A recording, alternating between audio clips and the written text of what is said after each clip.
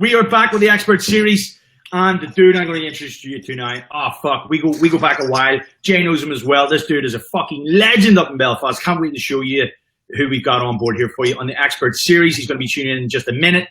Straight away though, get your questions in because Niall Greenan is our guest today. And get your questions in because there can be a wee bit of lag. I know some people have put in a few questions already, so that's fucking excellent. Get in there. Anything you want to say, Jay, just before we get rocking? Now we need glasses, man. I'm going to have to lean in here to see what these questions are saying. Right, okay. When you get over the age of 30, you're fucked, aren't you? I know the feeling. Yeah. I know. My next big birthday is 40, fuck you. Okay, so here we are. We're going to bring on our guest for Niall Greenan from Zenith Strength and Performance. Niall is tuning in. There he is. Niall, say hello. How are we doing, guys? Keeping well? We're absolutely deadly, mate. Thanks for asking, dude. We're good on this end. How are the guys on your end? Good. We're busy. I just about made it here for this interview because I've been coaching all day and putting in sales calls. Thanks to your guys' sterling advice, and then had to grab the two little people who live in my house and bring them home from school. So just about made it here. People live in your house? They're not habits. I don't know. They just showed up one day. One wears pink, one wears blue, and they keep eating all my stuff. But sure. Oh shit! We're not getting a phone call from the estate agent. That's never good in the middle of a live video.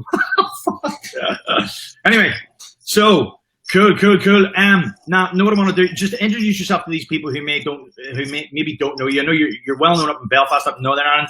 I suppose we go back a long time. Fuck me. I started off. I went into the gym that you'd already been training in and shit, so you can get to that. But tell them who you are, where you're training out of, and how the fuck you got into this whole game. How are you doing? My name's Niall Greenan. I'm from Belfast. I was always into sports as a kid, but I was always carrying loads of weight, and it kind of sticks to me that I remember some girl telling me like P6 it was fat.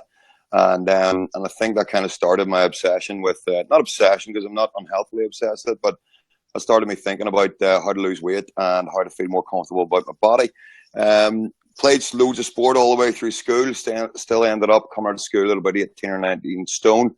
Played interprovincial school rugby and stuff, but always loved training, loved rubbing shoulders with good coaches, good trainers, that sort of thing. Had the pleasure of working with some of the RFU's top strength and conditioning coaches, Phil Glasgow, Phil Morrow, on the Ulster Rugby Academy, and but was still grossly overweight. And I remember I knew a guy worked in a local gym when I was a kid, and I was just thinking like I'd love to work in a gym. It just appealed to me. I had an interest in training.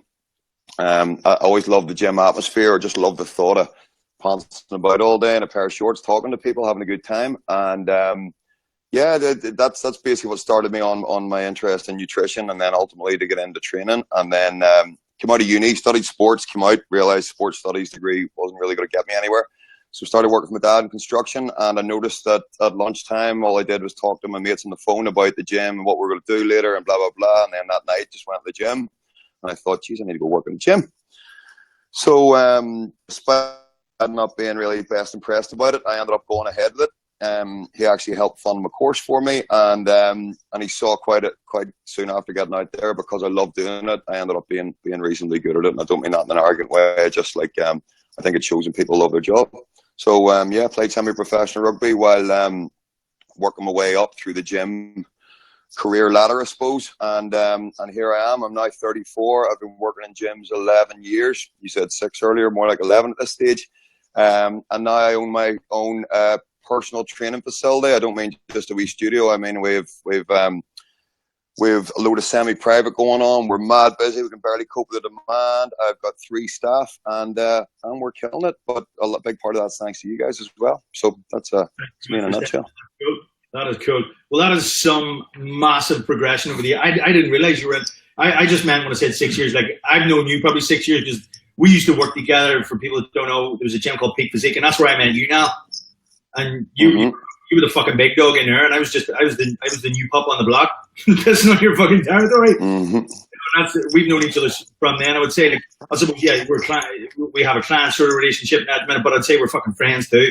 But let's go back to way back to the start. How was it at the start? Like, well, it was tough. I started off as a fitness instructor, minimum wage, which 11 years ago was 5 something an hour. Definitely took a big pay cut to get into it, and started off with 1 client, and actually had trained as a member in Peak Physique Gym, And the guy at the time, they were getting really busy. They were killing it in PT, and they rang me basically to be, a right-hand man for one of them. Basically they came for this one guy, and I helped service the demand. And still, even when I went there, still wasn't on massive pay, but I ended up learning my trade brilliantly, and then that's where I met you. Struck a chord with you, struck a good friendship. We trained together. But just as well, I could see from the second you started in the industry, I could see how legit you were. And there was no mess on that front. So when I saw you quite, reasonably soon after getting into the industry, powering on out the front door and going down to Dublin and setting up your current setup, or the beginnings of your current setup, and you couldn't wait to get down and do some courses with you.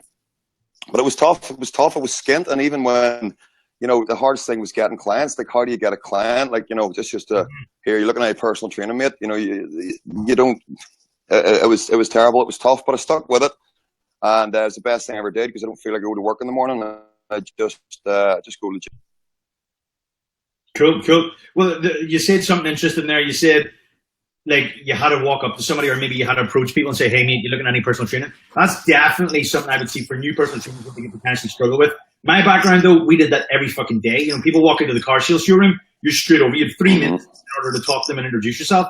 So I was just conditioned into that. Whereas when I seen the personal trainer more like him in it, I was like, why the fuck is nobody talking to people here? That didn't work in my head. But I'm coming from a completely different angle. So how did you overcome that shit?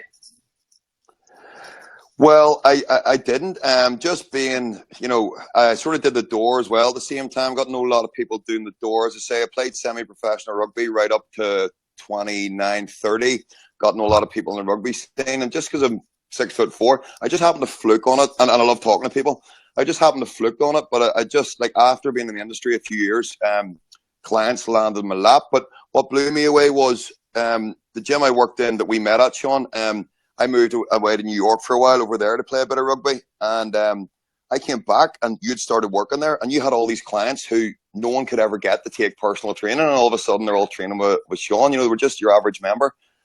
And then I came back from the States, and I'm like, how the fuck did he get all those clients? So, your sales was evident from the start. Your sales ability was evident from the start, and started picking up wee nuggets off you. And then a couple of years ago, best thing I ever did for my own finances was just touch base and say, how do I put clients on my lap? Not that I put clients on my lap.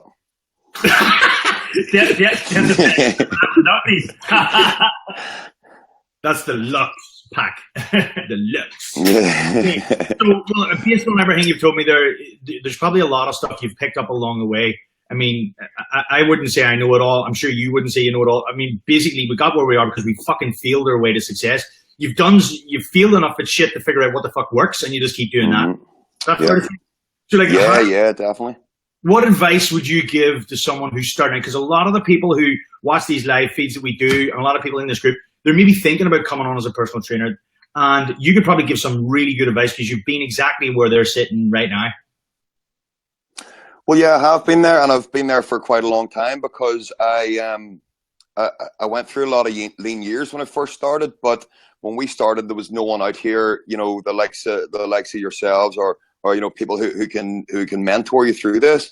So I would say don't second guess it. If you know in your gut it's what's going to make you happy. And look, my sister-in-law, eldest sister-in-law, she's a principal in a school, and she has me in now and again to talk to 6 years. And I'm like, lads, work out what you love in life, and then go and do it for a living, because then you're going to have a happy life. Because at the end of the day, you're spending the bulk of your week and hours working.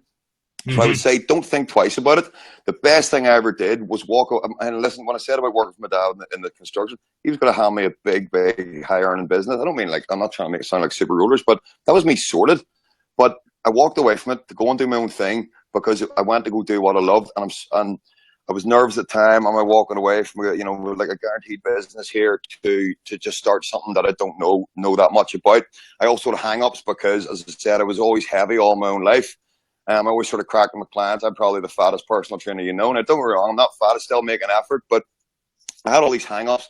Am I good enough? Are all other personal trainers abs and bronze pecs and big arms and all this? But look, it was a work in progress. And I'm in 10 times better shape now than when I got into the industry 11 years, just through trial and error and rubbing shoulders with better trainers, with business mentors, with, and just being around dudes like you guys and some other, trainers I've made good friends with up here in Belfast. But yeah, surrounding myself. I would just say don't second guess it. If it's what you love doing, jump in and do it. Deadly. Well, what you've just said there sounds a lot like to me like success leaves clues. So I know even when I started, there was a trainer that I kind of hooked onto in Belfast. And I was just like, fuck, because I had a PT cert that didn't really live up to the expectations. So I was kind of like, who the fuck can I ask here? And that was a dude, I seen him. He was full. He was charging 45 euros a session. He was the most expensive I could find. And I was like, how the fuck are you doing what you're doing?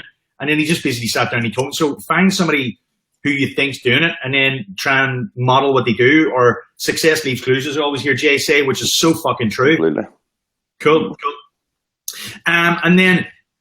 And every aspect of life, when it comes to, and even as, how would I know what to train? All these trainers doing it years, they know what to do. Well, you very quickly work out what they've been doing and work out what books they've been reading. And look, just success leaves clues, and as well, like rub shoulders with people. And that was one of the best things I did. 4 months ago became part of an inner circle, and I rubbed shoulders with literally some of the best in Ireland, and I'm proud now. Consider myself, or maybe by some be considered part of that kind of that squad, And anyone can do it because the info's out there, and people are it's a cool bunch of guys and girls helping or willing to help each other. Cool. Yeah, I think the idea a lot of personal trainers maybe have is I've got to protect knowledge and I better not tell anybody fucking anything. Everybody's competition, and if I tell anybody, they're stealing all my clients. I mean, I don't think it's really like that. We all have our own niche that we go after. We all have our own clients. And listen, there's enough fat people for all of us, really, if we're fucking honest, isn't there? Well, that's it. What did Thomas Plummer say? Something like 12 or 15% is the average of people in most countries who belong to a gym. In fact, a couple of the guys in our coaching group are one of them's less than a mile away from me. Me and him meet for coffee and swap tips. There's like, here, it's not all rip people running about Belfast here, then it's not we're going to have. Have enough for everyone, 100%, yeah. Deadly. Okay, so the last question I have for you. I did a video you've probably seen, or you were away on holiday last weekend, so you maybe missed this, but I was talking about like the mindset shift of some people where they have this idea that this is what you can charge for personal training. Personal training is, and then insert whatever number in their area. And if you try and say to them, no, well, some people charge more than that. They say, that won't work in my town, and you can't charge that. So they have these words, can't, and that won't work in my town, and you should only train this. These negative mindsets. So basically they're beat from the fucking word go. They already think they can't do anything about it. So instead of their brain trying to work out ways to do it, they just shut down and say, no, that's bullshit, and they won't listen to you. So basically what I'm saying is the mindset, how open-minded you are, and the state management that you have going into a sale or approaching any opportunity in life really sort of shows what you're going to get out of it. If you go in with a closed mindset, you're not going to get it. If you go in with the right state management, I mean, I think it's much more powerful. In sales and business, looking at opportunities. Would you agree, Jay? Yeah, 100%, definitely. I think one of the main things that you touched on there earlier on was, as Sean is saying there, is, assessing opportunities and not being afraid to take a little bit of risk every now and again. And then the second thing, which will, I suppose, nullify a lot of the risk, is that if you can have a mentor or somebody that you look up to in a professional sense to help you along the way. Mm-hmm. So how important is state management to you now? I mean, like the mindset thing and state management, how do you manage your state? How important is it? Well, it's everything. I was the ultimate. Look, you see, no matter who's on watching here, whether they're just in the industry, they're about to get in. I've been everything that you've been, you are right now, or you think you might be. In terms of, I was that trainer who, like, I worked in a gym fit space for about 3 years, and I was the guy who had to earn my money by doing 10 times £20 an hour sessions a day. And if you were a mate, I would have done it for 15 or 10. I didn't have the confidence to charge more. Now, my first taste of like gaining that confidence was when myself and a few other local trainers went out and started up a collaborative personal training business, and they were all like, "Fuck that, £35 an hour. I'm not getting out of bed for less than £35 an hour." And then came when I started working with you guys. So I actually maybe skipped a question, but I'll go back on it a little bit. Okay. Then I started working with you guys, and it's just like, when you're working with some of the best like yourselves, and I show them my stuff or tell them we're doing, they're like, that's deadly. All of a sudden you start realizing your stuff is deadly. Sometimes you think you don't know all the good stuff the other trainers know. But being, again, it comes back to what I said earlier, but being around like-minded people, or being around the other quality trainers, quality salesmen, quality professionals. But you were asked about the state management, and like I'm just off the back of an absolute bucket load of sales calls here this morning. As I said, I was busy. And before my first one, I'd done a sales call in a while, because again, I've always been lucky to have clients land in my lap. And I was a wee bit nervous before I got on the phone. I was like, there's no point lifting this phone if I'm nervous, and I wasn't. So I just thought back to everything we've been working on, mindset of going in, the confidence is built, the focus, that the meditation have started from I started working with you guys. And it just left me straight away. And I got on the phone, and I just did my thing, and I just talked as if I was talking to my best mate about, personal training, and I've closed nearly every single friggin' one of them. And I didn't feel like a salesman. I didn't feel like a script. I had a couple of key things I needed to cover, and that was the height of it. But the confidence to do that comes from being around other people like that, and whether that be colleagues. But again, a colleague thing in the personal training industry can be funny. If you all work just for yourselves in the same gym, there can be a bit of competition, as you say, keeping back secrets and all. But getting in with like other local trainers, and very much so yourselves, has given me the confidence to do anything. I've another 4 or 5 sales to make my prices going up again. Fucking deadly. So there you go, and having the absolute certainty that you are worth everything you're going to charge there, and that's unique. The people, definitely the people we spend a lot of time with, and it comes from the collective, knowing that you are shit hot, knowing that your product is. Definitely. Now, we're not selling shit here. I mean, the stuff we're selling, the systems they do, they work. I mean, your training works, your training gets results. I mean, you wouldn't sell it if you didn't, but it's just I couldn't sell it if I didn't. Yeah, none of us would. I would disagree with selling anything you believe in 100%. I just wouldn't fucking do it. But it's the certainty to get on and charge what you're worth, and be able to say, yeah, this is the way it works, and not bending over for every client because you feel like you need the money, or fucking you're desperate for the money. You're the catch. The mindset shift is not the client's the catch. The mindset shift you had is, no, hold on a second. I'm the catch here. You need to actually apply, and you need to be able to fit these criteria. And if you do, we will work together. And if you don't, this is probably not for you. And having the confidence and the certainty to be able to say that. So money isn't making decisions for you. You're making decisions for the money, and that's a unique place to be in. Nice. Yeah, well, that was pretty much what I said to myself last thing we got on the phone. I'm like, I'm the catch. I got the info to change what these the things in these people's lives that they want. I'm like, what am I getting nervous about phoning this person for? I got on knowing that I got the skills to do the job. We got the skills to do the job, and they were all over the moon to hear from me. You could actually hear they were nervous, but it's just a shift in mindset. So many things in life. Cool. Absolutely loving it. Okay, we're going to go to the questions because there's a few here. Go ahead, Big Van King. I want his babies. That's from Joseph O'Donnell. I'll bite you. I think you might have a couple of mine already, mate. Draw a pause. Okay, Dan McCaffrey's is you. What is it? Luke Dunlap. Now, when it comes to, I'm going to show this up on the screen so everyone can see. It's covering your face a wee bit. Now, when it comes to assessing someone's mobility, what's your preferred way to access them? He says it must be assessed. In college, we were taught the 7 FMS tests, and they heavily rely on them. Personally, I'm not a big fan on it, though. For the FMS overhead squat test, as it's very, very rare, someone will squat feet straight and knees going over the toes rather than feet out to the side and knees over toes. We'd love to hear your thoughts on the longest question known to man. Thanks for that unbelievably long question, Luke. I picked up mobility. The best mobility tips I picked up from colleagues from the former company we had, and then I took an amazing mobility and movement preparation here in Elite Fitness and Performance in Belfast. I think it was one of the first courses that ran up. Now, what the guys in Elite have done is basically take the FMS and take the best stuff out of it. Now, yes, some of the stuff I would use on a daily basis is from it. But it was very much their blend of the FMS, some of the strong first stuff. I know Jay was RKC before. Dan John, a lot of his just mobility moves that are cherry picked from yoga and stuff. That's what we use to assess a lot of the mobility. We keep it reasonably simple, we're very into training with general population. We assess ankles, hips through, rocking, 6-point rocking, stuff like that. And then if it's clear they need a lot of work, then we'll put them down that road. But I think a lot of that getting really, really deep into FMS and then even FMS2 is it's if you're really going specialised, maybe professional teams, and even then, you see a lot of arguments. People saying, well, it's useful to assess it, but how useful is it to fix it? I think that's where you're best. Rubbing shoulders with guys who've been in the industry for years and years and years.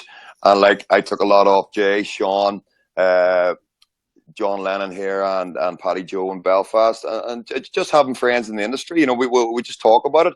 But FMS is all very clinical, and you do hear people say that it's not the most useful thing. So that's what I loved about Elite's MMP course, was they cherry picked it and other bits. So I went, look, I don't know how fucking useful that is, but here's a better version. So that's hope that answers your question. But we use a blend of Strong First, FMS, Dan John stuff, some Pavel stuff.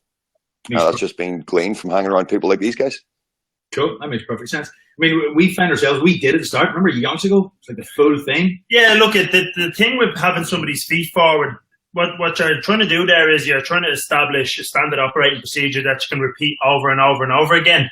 So that's one of the reasons. And the other thing is to look at, there should be a certain buffer zone which people can move in. So I suppose the objective with the FMS is not to say that that's how we squat in real life, or that's how you squat with a weight in your back. It's purely for assessment purposes. The same way as when you do a hurdle step. I mean, how many times in your fucking average day do you stand with a dowel on your back and step over a piece of string? But again, from an assessment standpoint, it's something that you can create a standard operating procedure. So that's why that is done. It's a drill, not a skill. Yeah. But again, I suppose going back to that question, it's really, who are you dealing with, and what does that person need? So it's what level of movement or mobility does an individual need to help them get closer to whatever their desired result is. I think sometimes we can go too deep down the rabbit hole, as Noel was saying. And I mean, somebody doesn't need to be able to fucking turn themselves into a pretzel in order to lose weight or get stronger. Yeah. Really, in the grand scheme of things, is right. That's cool. So I think we've answered that completely fully. The 7 movement test, yeah. So the and the nose, the toes thing. Yep. Cool. All right. So let's see if there's any other things in here. Oh yes, Paul Murray says couldn't eat snow off a rope and was talking about becoming a vegan once after watching me butcher a deer. Is this true now? He pulled the thing out of the boot of my car by putting his 2 fingers up its anus. Of course, I nearly went off, mate. And he gave me it in the bag, and I had to peel every single hair individually off it. So yeah, no. Paul always says I wouldn't survive in the jungle, but we don't live in the jungle, friend. Exactly.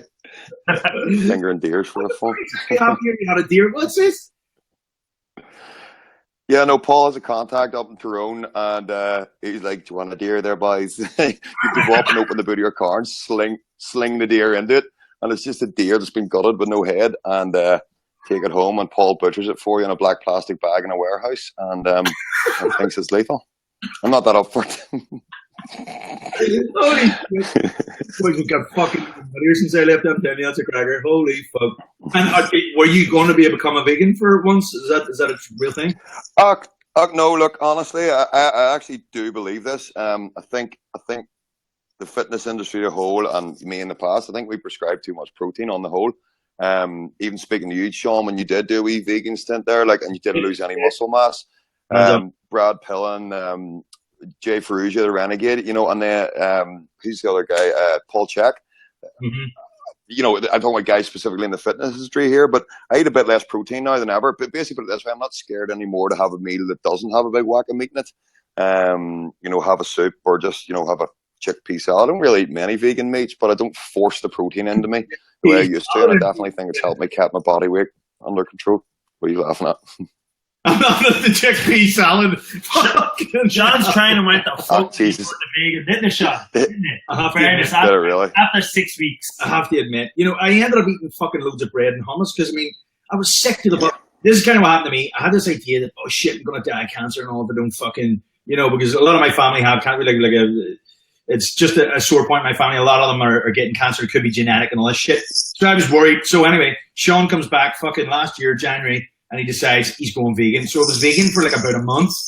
And then I was like, fuck. So then I was like, well, maybe we'll eat white meat, non-organic once a week. So it slid into vegetarianism. And I stayed there for about 2 months. So all in all, it was 3 months. And I just kept saying by the end of it, that'd be fucking lovely with some chicken. But fuck me, that'd be nice with lamb. And my strength did go down. I think I was just a smaller, fatter version of myself. I don't know if I lost any body weight or or body fat, let's say. I think, was it softer? Yeah, mentally softer as well. No, look, it'd be grand if you just meet with the food. Yeah. No, I do think if you have it 2 or 3 times a day, but I remember like laughing at people like he doesn't have 50 grams of protein in that meal. He's mental. But in reality, if you get 2 or 3 doses of it a day, I think you're grand. I think he's just being a bit extreme about veganism because, but it is true. It's connected to the IGF protein and all that. Eating too much. But I've become a big fan of fasting and also ketogenic and modified ketogenic. It just works for me. It's not. I'm not going to stop you eating a quadruple cheeseburger. Yeah. Okay, cool. Joseph Caitlin O'Donnell says, "Why am I not mentioned as your hero in the industry? Is Joseph Caitlin O'Donnell your hero?" No. I love Joe to bits. He's 24/7 photo shoot ready, and the guy knows his program and inside out. In fact, it was if you're still listening, Joe, I was going to try and touch base with you and pick your head for a few programs. Sometimes you get sick of your own programming, and that's why I love that we really do have in Belfast. We've had this for a few years, and it's now extended sort of nearly island wide. All over Ireland. But we have a class we seen, and we're all friends, and we don't see each other as competitors. And I have other trainers here in Belfast who run gyms, and I go to them and say, "Here, you get sick of your own program," and I'm like, "Give us some tips." And Joe reminded me of the finer points of density training recently and stuff, and I just love that there's so many quality trainers about who aren't just bodybuilding splits. Look, if that's your thing, that's fine. But there's just a class like scene. As I say, it was in Belfast, now it's all over Ireland, where you can just turn to someone and go, "I'm sick of my own program, and I can't even bear to look at my own programs anymore, enlighten me or give me some inspiration." But yeah, in a way you are my hero, or wouldn't have texted about it otherwise, Jody. he not? I was at a course in the weekend there, and he was described as the gayest straight guy in Belfast. Was that? Oh, it rammed the piece. You're meant to say that. Yeah. Fucking always at that I am. He'd probably do a backflip and fucking give me a konnichiwa. Just konnichiwa. Yeah. Got a phone call. Okay, cool. So now, tell these people where they can find out more about you if they want to know about Zenith Strength and Mobility in Belfast. We are on Facebook at the minute. I do loads of live videos, and I love watching people's live videos. Gary Vaynerchuk reckons voice is the way forward. People are going to get sick of reading and not going to do it anymore. But you can check me out on Facebook. Our website, Zenith Belfast, will be live in the next month or so. I've just been so busy actioning the awesome stuff you guys gave me. I haven't just got a chance to finalizing it. But yeah, Zenith Strength and Mobility on Facebook. Do a lot of live videos. People seem to like them. If you haven't noticed, I can talk and talk and talk. So hopefully you pick something up off me, and I check out your live videos and I pick something up you, and we keep helping people as a whole, because it's genuinely what I'm passionate about. That is daily. Now, thank you very much for coming on today. See you later, man. And thanks so much for having me on. I'm honoured. If anybody wants to start the JCAM Body Blitz 6 and 12 week online program, hit me up with a message. Shameless pitch. Okay, dudes, thank you very much for tuning in. Niall, big thank you again. Fucking awesome to hook up. We'll catch up soon, very, very soon. Thanks. See you soon.